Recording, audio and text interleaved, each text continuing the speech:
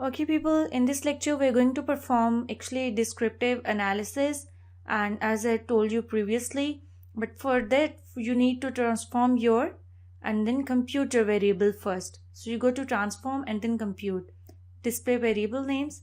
So first, for high performance work system, I'm going to give it a name, high, no space. You have to remember that you don't have to give any space because it will just become another illegal character.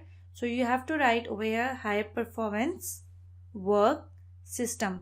This all coding is just for my convenience.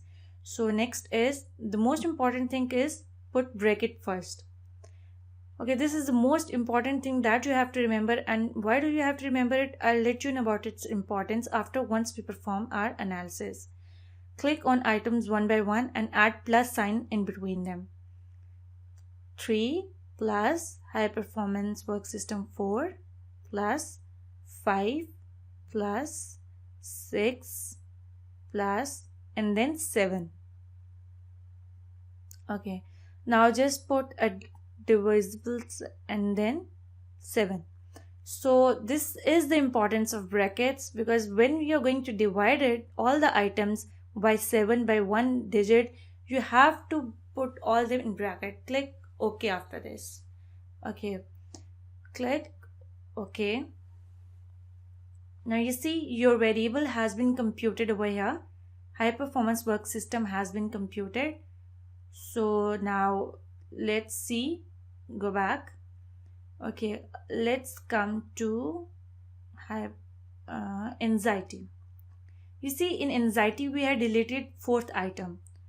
So because since our reliability was 0.577, so we went on to delete our 4th item so that we get our desired reliability, that was 0.615. So what we are going to do for anxiety, go back and then compute it and first reset it. Write display variable names first and then write anxiety. Write over here anxiety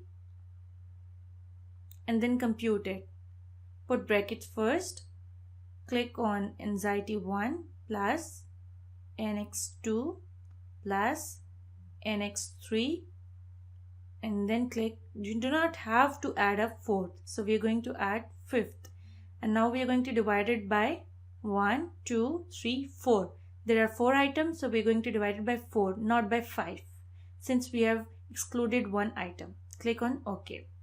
So this is how you have computed your anxiety. Let's take a look at job burnout. Okay, it was 0.717, so we did not delete an item in it. Come to role overload. Okay, it's what 0.514, so we deleted one item in it, and that was first item. You see that item number 1 has been deleted. So then we got a revised ROL, that was actually 0.653. Now let's get back, and here CWB, counterproductive work behavior. Okay, we had revised it to, let's look on CWB, it's 0.552, and then we came down to see, so what did we delete? We deleted its 5th item. So we are not going to compute this item in our computation process. So let's get back. So let's take a look. Okay, for now I'm going to tell you that how these variables appear on our variable view and then data view. Now go at the end and you see you have got their mean. These actually computation give you the mean of all the computed items that had reliability greater than 0.6 and then come back. So I'm just going to compute all variables for you.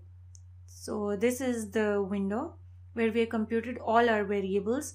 You see, high performance has been computed, anxiety are computed, job burnout, then role overload and counterproductive work behavior. All our items were included, and then anxiety, what item did we delete? 4th item we deleted.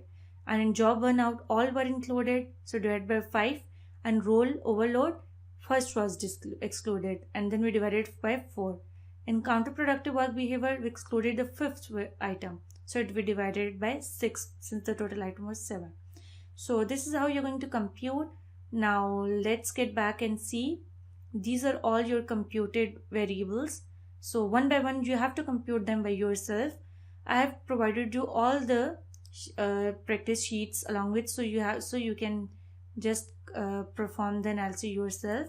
After this, go to analyze and then go to descriptive statistics and then descriptives. Let's do it once more. Okay, go back to analyze, go to descriptive statistics and then go to descriptives. Get back. Now you're going to select variables, not the items. So just select all variables, select them. Okay, put them in variable window and then go to options. From here you have to select mean, standard deviation, minimum, maximum, and then distribution. It gives you normality, skewness and kurtosis like this. So this gives you normality analysis. So click continue. Okay, now let's before move back, let's see, this is display order. You can have your list in variable list, the alphabetic, ascending, descending. This is all your choice, but we are going with variable list. So continue and then just click OK. So this has given you a table over here.